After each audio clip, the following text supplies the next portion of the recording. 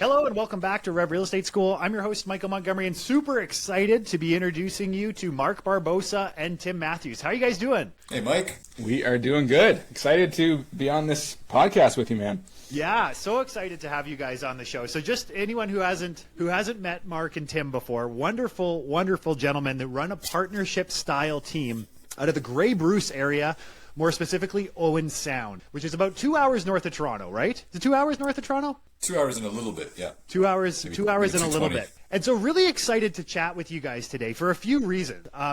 We'll go through these three reasons right now that are on my mind. Number one, you guys operate out of a relatively small town, but have started to really own a lot of market share there. And I think that there's a lot of agents out there who aren't necessarily working in like large cities like call it New York or Miami, that we're working in smaller towns. So how do we actually break into smaller town markets? Number two is the fact that you guys have a successful partnership, and I know you're now growing in the direction of building a team. Partnerships, in my experience, can be quite challenging. So we're definitely going to jump into that.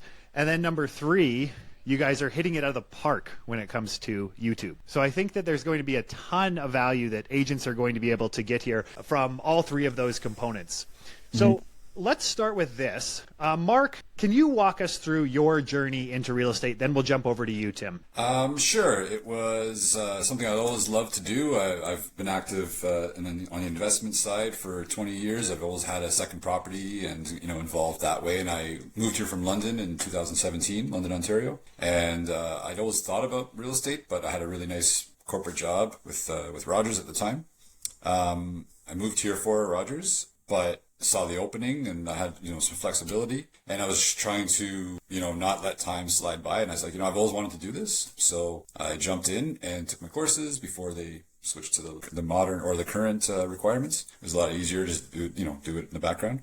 Worked two jobs for a couple of years and never looked back. Amazing. Okay, so you did the two jobs as you started in real estate. As you scaled up, you had another career kind of paying the bills. Correct. Yeah. Yeah. The Interesting. funniest was, sorry, go ahead. Kind of similar path to Mark. We actually got in around the same time. Actually, before real estate, I did nursing work and also PSW work before that. And then the owner of the current brokerage we're at now was a good friend of mine, and he said, I should join. So I also did the courses on the side and, got into it around, I think, 2020, and then, let the nursing license go shortly after that, once things kind of picked up. So Mark, I think, got into the business about 3 months before me, so he's got a little bit more experience than I do. It's all these gray hairs. 2018, actually, I started August. I think you were, not 2020, I think you were late 2018. Oh. Well, gray hairs that's what real estate does to you. I've noticed that my hairs become grayer the longer I stay in the industry. Yeah. This gets to this really exciting moment where you two decide to form a partner. And so walk me through how you guys decided to do that. Maybe Tim, kind of walk me through the how you guys, I guess, approached this conversation and then formed the partner. Yeah, so the partnership, I'd say we had both been in real estate for about a year and a half, maybe 2 years, both having, I think, pretty good years for just starting out. And we're in the same office. We had, kind of similar styles. We would often be competing with each other. And I remember I bugged Mark for probably like 6 months. Do you want to join? Do you want to join? Do you want to join? Like, it would just make sense. We could combine marketing dollars. We could do Mark and Tim, that kind of thing. And kind of, it took a little while to win him over, but that's all it was, is just something on the fact that we were in the office together, and I felt like we were probably competing against each other, which probably wasn't true. I don't think Sellers having me and him out, but that's the way I felt. So I just thought it would be a natural thing that made sense to join and, partner up. And let's not forget, we did, I had one fall in my lap. It was a really nice listing right in the beginning of 2019. Yeah, 2019. And Tim had nothing going on at the time. And so I said, hey, do you want to jump in and partner up on this one and see what we can do with it? And it was like still probably one of my favorite transactions. Like, like boom, boom, boom. So efficient, rocked it, over asking. It was so good. And we thought we might, really have something. Yeah. And that kind of started it. And then he hassled me for the next months. That is a good point, because, Mark, you didn't have to do that. But I remember there would be certain things that I would probably pass off to Mark. Like at the first, I know there was multifamily property, and I had just got my, we were still relatively new. Mark's owned some rental properties, quite experienced in that area, so we were kind of partnering up on certain things anyway, and then it just, eventually it just made sense to do it on everything. That's really interesting, and I find that these partnerships are, a lot of agents want to form them. They want to form these partnerships. So I do have just an initial question here, and then we're going to get into some of the specifics regarding the partnership. Generally, why I see these fall through is due to resentment. One agent thinks that they're doing more work than the other agent, or what they're doing is more valuable than the other agent. So how do you guys approach that in the partnership scenario? Mark, maybe we'll direct this at you, and Tim, feel free to jump in. Well, it's not easy, and I struggled with that, and that's why it took so long to come around. Because Tim was saying we should do this, and I just thought of all the what ifs and the potential pitfalls, and then I think the reason that most probably wouldn't succeed, or what caused the resentment is, as silly as it sounds, it's like a marriage. You don't keep score. When we formed up, like if you looked at our numbers, I mean, we by no stretch were we like just hitting out of the park, but it was fairly similar. Like Mark, like let's say our first year I did maybe 10 sales or whatever, like back 5-6 years ago. Mark would have been 11 or 12. Like the numbers lined up pretty good. So it wasn't like there was this massive unevenness when we joined.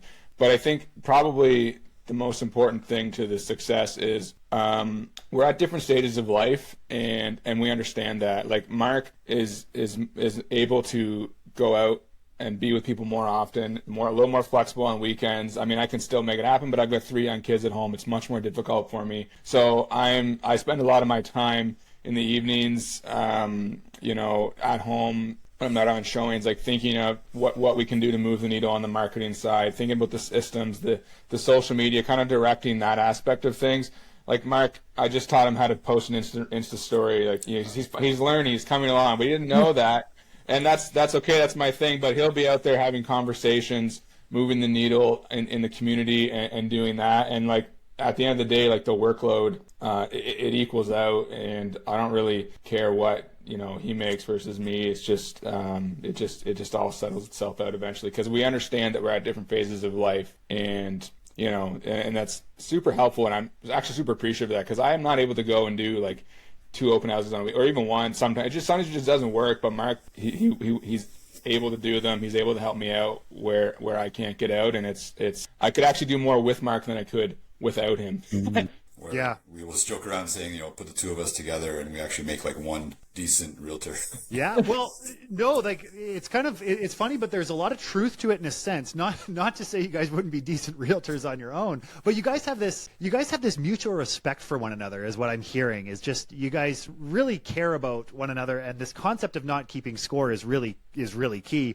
So when you say, Tim, that you're handling the majority of, say, like the social and the marketing and the system, how exactly did you guys determine that you were going to be that guy and Mark was going to be more of the out there talking to people guy? Did you guys sit down and say, hey, this is how we're going to divide, or did it naturally just go that direction? You ran with it? I'd say it naturally just went that direction. Like, like I probably, I mean, not to slight you at all, Mark, but I'm a little younger. I got maybe a slight edge on the tech side. Not Sure. huge, but I mean, it's not like I'm not really good on TikTok or any of that stuff. So it's not like I'm crushing it. But I mean, I have a little better understanding of that stuff, and it just made sense at the start. And then we kind of talked about it a bit more, and it's just worked. It's worked well. So pretty much everything with us, there's very little structure to it. It's just falling in place naturally, and we just keep rolling with it. Yeah, that's fantastic. And then getting into kind of the nuts and bolts of it, how do you guys split commission depending on where the client comes from and how you approach the deal? How do you guys work through that? Well, we have, we obviously have a stable of clients from pre-team. Yep. Split, but I think early on we kind of realized that eventually, a lot of our clients are going to be from our efforts. So the split is kind of, it may evolve over time where, any listing we take, it's half and half, 50-50, expenses and income. And if we have a previous client that we're shopping with or take a listing on for, we'll do a 75-25. Yep. And if we're out doing, showing buyers on a listing that's not our own, then we'll pay the other one 25% just to entice, some buyer activity and for the extra time and effort put in. Yeah. But I think eventually, everybody we work with is going to be from our efforts, and I could see it going all 50-50 at some point. With the buyers, we just didn't think it would be fair for Mark and myself to spend, a year with buyers. It's can be a lot of work with buyers, right? So it was like, well, 50-50 doesn't really make a lot of sense, but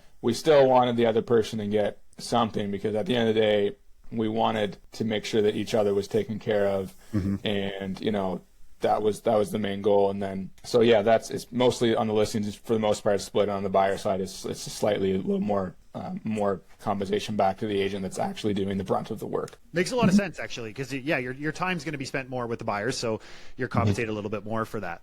That makes perfect sense. Moving on here to this concept of lead generation, and I know we're going to talk a fair bit about YouTube eventually here. I want to start just by initial lead generation efforts. So when you guys both initially got into the industry, how did you end up starting to generate business? Mark, we'll start with you, and because you also are a transplant, you moved to this city and potentially didn't already have a large SOI. Maybe you did, but just curious how you ended up having such a strong start as a new person in a community.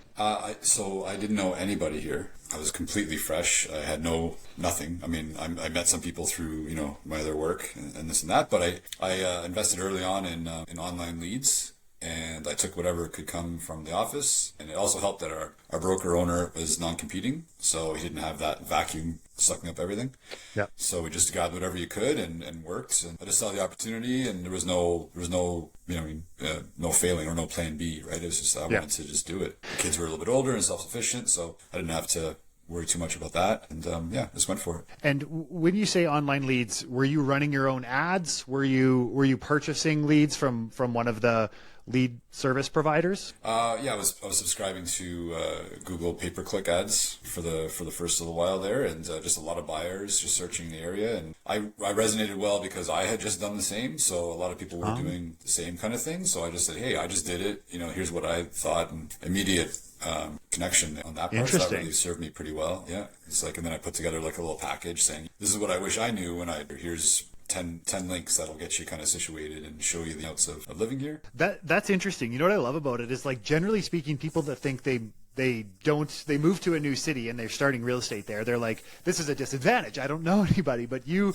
then basically change this to the fact that this is a differentiator that you have, that you're relatively new to the town. You had to go through the process of learning the town, where to move to, which areas you wanted to be in, and you use that as actually a pro. So it's a feature versus a bug that you're relatively new into the town. Tim, how about you? When you got started, how did you end up seeing some initial early success in those first few years before you guys? Yeah. I have been in Owen Sound since 2011. I'm originally from the Maritimes, but I moved up here then. And, since, get into real estate 2018, 2019, whatever it was. And then in there, I was, PSW support worker with, community living, a special needs organization in the area.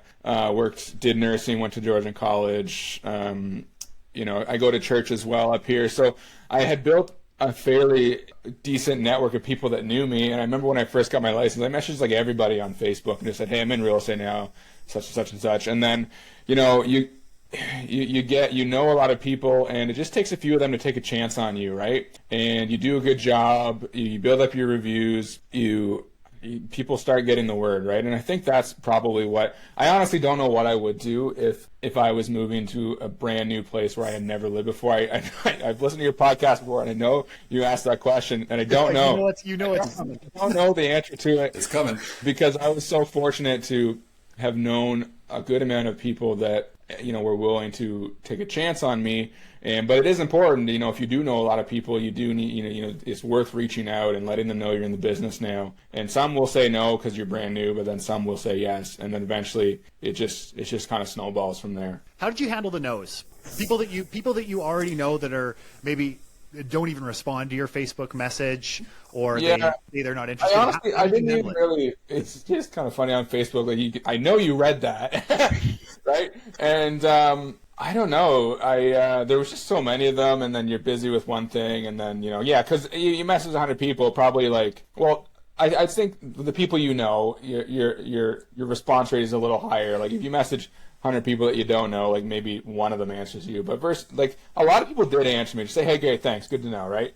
And then of course there's some that don't, which whatever, right? I don't think I really took it that hard because it did work out. There was some people that did help out, and I was also still doing nursing at the time as well, right? So I had another job that I was doing kind of part-time in the background that I could pick up. So I didn't feel an immense amount of pressure to make money because, I had another job coming in as well. And then, it gets to a point where you can't do both jobs. You have to let one go. And then, fortunately that did happen for me. So yeah, I think a lot of people too, a lot of new people, they'll think their social circle is huge and there's going to be an immediate success getting into the business, and I think they should be prepared for a lot of no's because it's a big thing, and not everybody wants to. They don't see you as that professional yet, right? You have to kind of build up the credibility first, and then they're like, oh, okay, you know what you're doing, right? Because they know you as the old you. Exactly. And that's why I say I was just telling our buyer agent there, every transaction, every phone call is a new opportunity. They don't know what happened on the last one. They don't care that you fumbled or you got hung up on, or you want to try a new pitch. It doesn't, try 5 different ones, see which ones stick. Everyone's a new opportunity. Something that I did forget to mention, and I do feel is worth a shout out, is our boss, the owner of where we are now, was truly incredible in those first few years. And I can't say enough, like, it's super important when you get your license to have someone that you can lean on, because without that I would have had no idea. But he's not competing, so all he cared about was our success. So questions, what to do, like he would go with, like he was honestly, like for the first little bit, he was with us, right? And so people, I think specifically from the church I was in, like they knew that as well. So I didn't meet as much of the brand new afraidness because we had Mike with us, and I think that was super helpful having that. And now that I'm actually thinking about that while I'm on this call, I do think that was probably instrumental. And he even had some, when he first started, there wasn't a ton of agents because it was a fresh office opening up, right? So he had some old business as well, and he would kind of help us with it. So it worked out a little differently at the start than if we were in a brand new place not knowing anybody, because we did have good support, which I think is important for agents, is support from someone. Yeah, absolutely. I mean, having that support, especially, generally speaking, when you're a newer agent, you kind of have that piece of paper that says, hey, you can go out there and sell real estate, and it's really exciting. But holy smokes, you don't know what you don't know until you actually get out there and you start trying to talk to people or trying to work through a contract. So having that support is absolutely key. So now getting into our current time, what are some of the strongest lead generation sources for you right now, Tim? You know what? It's like a cocktail of everything that I've found. You need to be present in the community. Like people need to see you, whether you're for me, it's, church, it's sports, it's whatever, getting out there with other people. From Mark, it's his, I don't even know what you do, Mark, you network, he's usually out there, right? He gets out Mark's there. Out there. I know Mark's out there. People see his Jeep ripping around. So you're present in the community, and then you sprinkle in a little bit of everything. People see you online. They see, I'm not a huge on Billboard, but we'll do one every spring, right? They see you there. They see your mail outs. They see your ads. And eventually, like, people call you. Generally, there's one reason they call you. Maybe they saw you on Google. They looked up your reviews, or they saw your video on YouTube or Facebook and they liked you. But they also say, the best are when we get people to say, I got your flyer, I saw you here, and someone also said they used you and had a great experience, then I saw your video. That's like everything worked to get you that one person that would trust you, right? So it takes, there's really not one thing. Like if you're just going to take out a billboard, it's not going to do anything for you.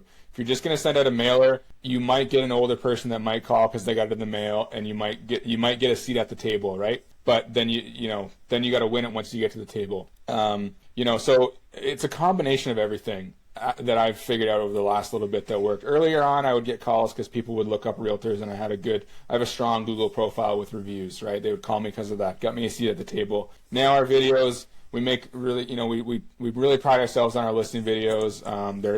We put them on YouTube, Facebook, and people are calling us because of those now, right? But it's a combination of everything, I think, that works the best. But it's kind of like the 1 + 1 = 3 is what it sounds like to me. You guys are very visible in the community, and I know that you guys host events, you're out in the community a lot, so you're very visible in the community, you're very visible online. Even when it comes to mailers and things like that, you're visible.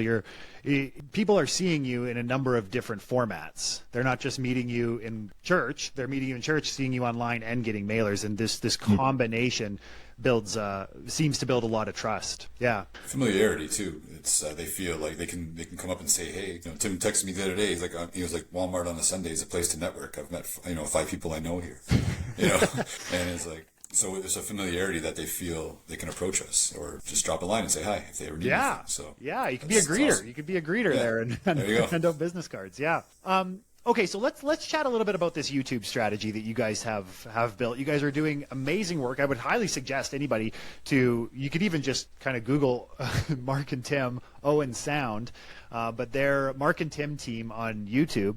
You guys do these fantastic videos. So walk me through what made you start YouTube. Why YouTube, and why did you guys decide to double down on this strategy versus others? I don't think it would be, I don't know. For us, it's not just like YouTube is the platform that we use to put out our videos on, right? So it's Facebook, it's Instagram, it's YouTube, and you can do ads on any of those platforms, right? So I think it's the videos we make themselves for the properties, and our goal is, we before we joined, we would do videos and we're like, welcome to this property, and it was always like, there's so much more opportunity to be on the camera, and like if you could really just figure it out, and then you watch some other really good agents out there that do a great job at these video tours, and you take a little bit from each of them, and then we figured out that together we could really make something work where we could bring personality on camera, which I think is important, and an engagement. And those two things have made people enjoy watching us, and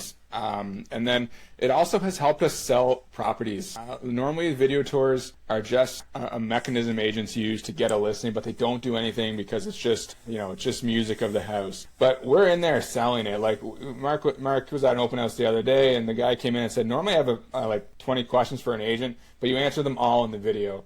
And that's our goal in the videos, to answer every single question you have. It saves us time, it saves the seller's time, and it puts the property in the best light, and it works. And on the opposite side of that too, we have another one which has, it's got some peculiarities to it, but we just call them all out. So, hey, this is this over here. You're going to notice this. If you like stairs, it's probably using the house for you. So you draw potential things that would discount a buyer too from coming through. You're not afraid. Nothing I guess.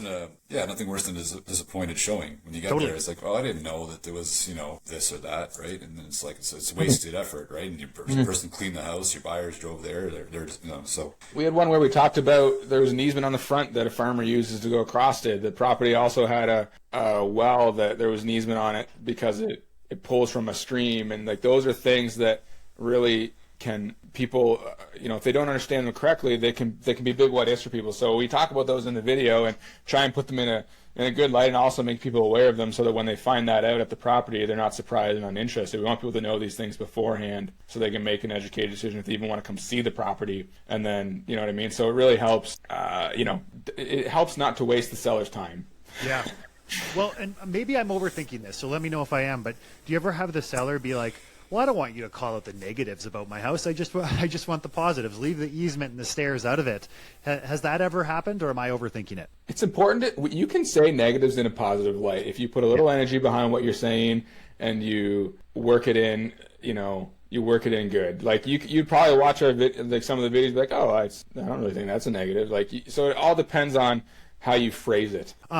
So this kind of leads me to my next question around your video strategy, and it's this concept of personality and the fact that you guys can bring so much personality to a listing video, and you guys have this on-camera presence, and something that I think a lot of agents really wish they had or want to build. How have you guys gone about building this on-camera presence? Maybe Tim, we'll start with you and then over to Mark. It's all about realizing that you need to up your voice a little bit on camera, just speak a little more clearly, slow down, and you realize that the speed at which you convey yourself changes when you're on camera. So you just got to bring a little more energy, a little more happiness, and you also have to kind of organize your thoughts a little bit and not just wing it when you're out there. We have some structure to what we want to say put together beforehand, and we try and bring it a little bit more on the videos when we're actually on the camera. Otherwise, you sound monotone, you sound boring, and people stop watching. And Mark, do you guys script out every word in a listing video, or do you guys kind of go off the cuff? How do you guys approach that? Well, Tim usually has a framework written out, and most of that changes when we get on site. It's like editing, and so where we add, sometimes the feeling is different, or we try to just kind of ad lib some stuff. We have basic like ABC structure though, like, okay, let's start with this, point this out, make sure we talk about this, and then even then, whatever might be on the script is more of just a guide, and kind of go with it. It's come off natural. I think it resonates with people as well too, when you feel like it's just a thing, not overly polished and produced effort. It's people have a natural aversion to something too polished. We're so sold all day every day we're so being sold to that people have a natural thing against something that's too fancy or whatever. So we try to do a little bit just more casual and just comfortable, and I kind of just stopped worrying about it really, and whatever comes out comes out. Yeah. And it's worked out well. Yeah. We do, like, sometimes it'll take us a few takes, and we're fortunate that we've got an incredible team of videographers that work with us. I can't say enough about them. Like, to have a good video, it takes a few different things. You gotta have good audio, you gotta have good on camera presence, you gotta have a good team behind it that knows how to edit.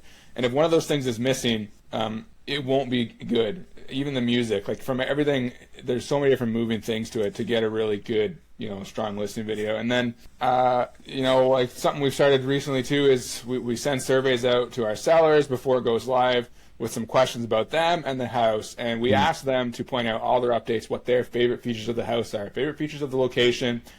I literally will copy and paste that in a script and work everything about that into it. And then recently I've been getting stuck on how do I want to describe this room, and then I just punch it into AI and I tell it this is what I want, make this better for me, and it does.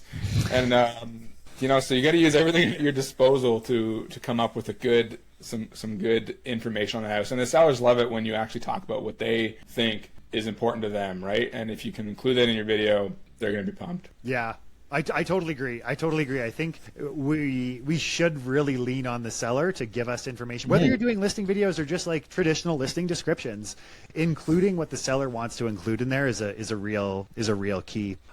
Question for you now, Mark. Now that so you've done the video, client calls you, and you're going to go and do the listing presentation. How are you going about approaching a listing discussion, listing presentation? And how are you guys thinking through, hey, how do I convert this person? Especially if you are competing with 3 or 4 other agents, what are some top things on your mind when you're going into that listing presentation?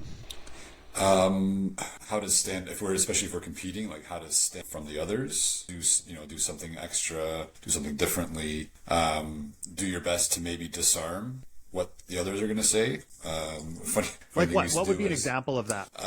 Okay, so here's one. You could do something like, you come in, you say, okay, this is what we're going to do, Mr. Seller, okay, we we have 360, the video tour, talk about all those things that are easily replicated, and say, now, any agent worth their salt is going to do, here's where we differ. So now the next guy comes in and is like, oh yeah, I do marketing videos or I do all the things. In the seller's mind, there are it's almost tangible, right? We've kind of disarmed that thing, and so like, well, what else are you? Then we talk about our other strengths, and that kind of, that's one way of standing out, I find. And again, I guess our goal would be when we're going to those listing presentations, people already feel like they know us and they want to work with us. Totally. I really like how you position that, where you said, here are the things that we're going to do. Like, here's our marketing, but here's how we're different. And I think that's a really interesting, it's a small little nuance, but it's an interesting strategy where I think a lot of times agents are like, well, I do my professional photos, I do my 3D tours, I do my video, which all agents do. So how do I differentiate myself? You're saying, look, we do these things, but then you're going to say, this is how we differentiate on these different levels. So you're saying we're doing the same suite of items, but we're differentiating within those items. I think that's a really interesting take, and when you're going into a listing presentation. Tim, over to you. What about for your past clients, sphere of influence, people that have transacted with you guys before? How do you think through taking care of those people year over year? Well, that's something that's always on the mind, is figuring out You want to keep in touch with people. There's nothing worse than when you have a client of yours and they go with someone else, which doesn't. I mean, I've been at it six years, I think, so far ish. So it hasn't had a whole lot of that yet. But just being thoughtful of little things that come up and that you can do. Like if you sell a client a house, you're gonna have their birthday. You're gonna have some of their information, so you can send them birthday cards. You can keep in touch that way. We have a newsletter that we put out when we will try and actually have like good, insightful content in it that's going to go out every week. And then throughout the year, it's a couple client events sprinkled in, Christmas cards, and then anytime a house comes up that's I think my client would care about, I'm saying, hey, this house came up and I thought you might be interested to see what it sold for. I'll keep you posted or whatever. Then when it sells, you can send them that. And it's not hard to keep in touch with your clients if you're figuring out what's going on around you in terms of, there's so many listings that come up in a year that affect people that you can send them, and that's, even if you just did that, your client would still think you provide value. But you take that, you sprinkle in a newsletter, a video email saying happy birthday or whatever, a couple client events, and you're good to go. And I don't think you could ever do enough, aside from if you were showing up at the door every month. Yeah. Which we don't do that. We don't show up with gifts. I just think it's a little bit. I mean, I think it can work, but that's not something we do anymore. But there's so many things you can do. Keep in touch with your past clients. Yeah, absolutely. Well, I generally think, like most past clients, if they hear from you in some way, shape, or form 4 times a year, regardless of what it is, whether it's cards, video, emails, as long as there's like 4 potential touch points throughout a year, there's a high likelihood they're going to continue to transact with you and send you referrals. So on top of that, you guys have your events, you have Christmas cards, birthday emails, home anniversary, and then cards, and then also if something comes up in their neighborhood. To me, you're like, that's a fantastic strategy. You don't need anything beyond that. I think a lot of times we tend to overthink it, and sometimes agents think they need to be sending something to their database or like going over to their house once a month. That's too much. Like that, they're going to go the other direction. They're going to move solely because they don't want their agent knocking on their door anymore. Yeah, a little bit creepy, eh? Yeah, a little, exactly. Okay, you guys, final question here just as we wrap up. And I'll give you guys both a chance to answer this. What's one thing you think agents need to stop? Mark, we'll start with you. What's one thing agents need to stop doing? But before I answer that, I just want to say what they should do is follow your content on there your we go. podcast. We've got tremendous, the amount of value that you presented, highly recommend, tons of value. So we appreciate everything you've done for the business and all the help you've given us too. Thank you so much. That means a ton. I appreciate it. Didn't want to miss that. Yeah. As far as what they shouldn't do, I think you shouldn't do what you think everybody else should be. It's find your thing. Not everybody's the same. My kids sometimes they'll be like, "Oh, I can't. I don't know how to ski, or I don't know how to do." Like, well, yeah, you don't until you do, right? It's like for a while there, you couldn't walk. You know what I mean? So you learn to do that just fine. So find your strengths. Do what you want to do, how you want to make your business, and don't worry about what other people are doing. Never look ahead and wish. You know what I mean? Don't criticize people doing better than you. Just do better for yourself, right? There's so many kits and angles, and they'll sell you these get rich instant success things. They don't work. Yeah. That's it. I actually really like yeah. that comment, because you're like, just because everyone else is doing it doesn't mean that's a strategy that A, is going to work for you, or B, you're going to want to do given your personality and how you want to go growing a business. And it just makes me think about like life. Sometimes the direction of where things go, it goes from like, even thinking about style, how it's cyclical, even homes are cyclical, and how like oak is coming back. And there was a period of time where like mailers were not popular at all, and sending out cards was not popular at all. And then now mailers and cards have become more popular as more people get online. They now go to more of the analog type. So that's what I really like about your comment is, you don't have to do what everyone else is doing to see a level of success. Tim, what about you?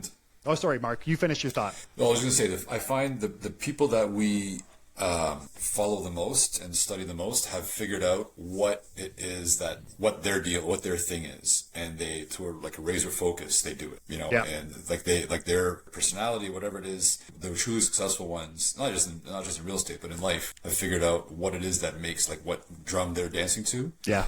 and they live it 100%, and kind of what I strive to try to do for myself and for our team, I guess. Yeah. Yeah, and it's kind of making me think that, like, if you don't know what that drum is, try different things until you find it. Like if you haven't found it yet, it's going to take some time. If you're newer in real estate, you're going to have to try different things to determine what it is that works for you, that you enjoy doing, and that you get the success. So if you haven't found that beat of the drum yet, keep looking for it, because it's there. Yeah. You guys have definitely found it. Tim? Well, there's always the cringy TikTok videos, but I'll probably piggyback a little bit, which Mark, I've been trying to get him into, doing some dance moves on TikTok, but it's not going. Good at that. He'd be good at the bearded realtor doing dance. Yeah, there you go. That's your handle, the bearded realtor. That's good. I'll kind of piggyback on Mike a little bit and say that, like the real estate industry is under fire because for multiple reasons. One, the general consumer thinks we get paid too much and we don't do enough, right? And I've spent, so much of my just so much time since I've started on how I can better myself, how I can acquire more knowledge around the real estate transaction, from the clauses that I write to how I read things to my knowledge of properties, so that my level of professionalism is on point. So if you're an agent out there, I think it's important to really be professional and know what you're doing on the ground, from from property survey law, contract law, all that stuff. Sometimes we focus so much on our image online and we forget that we have a huge job to do. So, we were constantly taking courses, things that can better ourselves in the industry.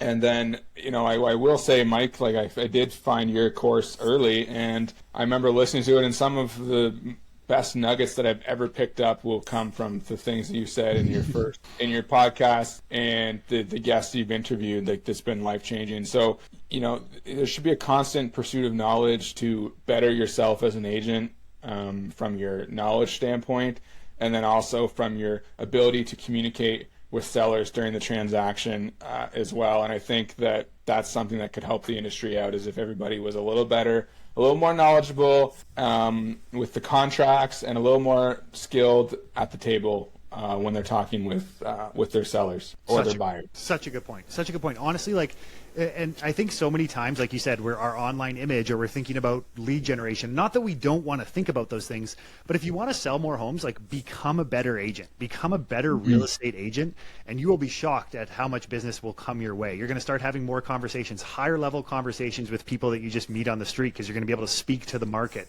You have a better handle on contracts and terms, and people are going to look to you and think, wow, this person knows what they're doing. So if you want to sell more homes, become a better agent.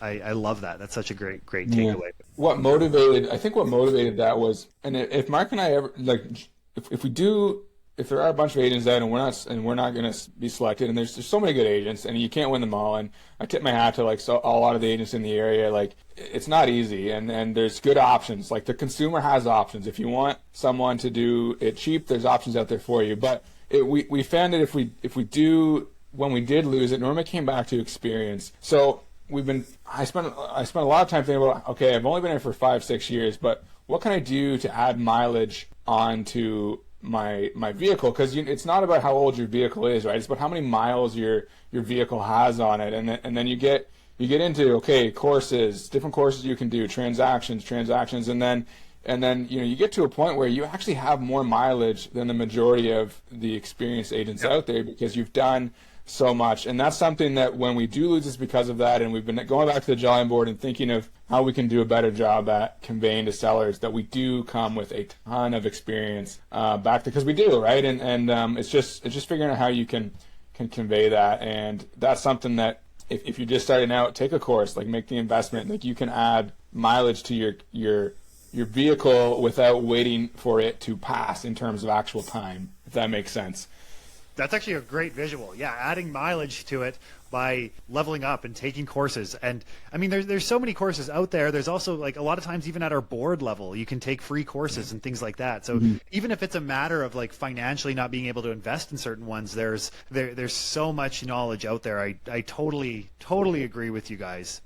You can either pay the money to acquire it, or you can spend the time, one or the other, right? Yeah, one or I think the Alex other. Hormozy said that too. He's like, you can go out on a weekend, do a weekend workshop, pay whatever, 10 grand or whatever for that workshop, and learn how to make $1 million. Or you can learn that in 5 years, Yeah. Next 5 years, or you want to spend the 10 grand to, or whatever the number is to. Yeah, shortens the to learning acquire curve, that, right? ultimately. Yeah. Yeah. So courses are Awesome, great. you guys. You So can if agents wanted to reach out to you and or if they had referrals for you, what is the best way that they can get in touch with you? And we'll put all of this in the show notes and description too, just in case anybody wants to reach out directly. But what are the best platforms? I think that you can find us on Instagram. I believe it's Mark and Tim Real Estate Team. That's our handle. And then if you just punch that in, like Mark and Tim Owen Sound, like it'll all come up and you'll find us. That's probably the easiest way. You can hit Mark up on the fax. He'll Yeah. be back. I gotta get some new ribbon today. Thanks for reminding me. And we can see Mark's first Instagram stories too. That's right. Yeah. Awesome, you guys. Thank you so much for coming on. This has been fantastic. Thanks, Mike. Really appreciate the opportunity.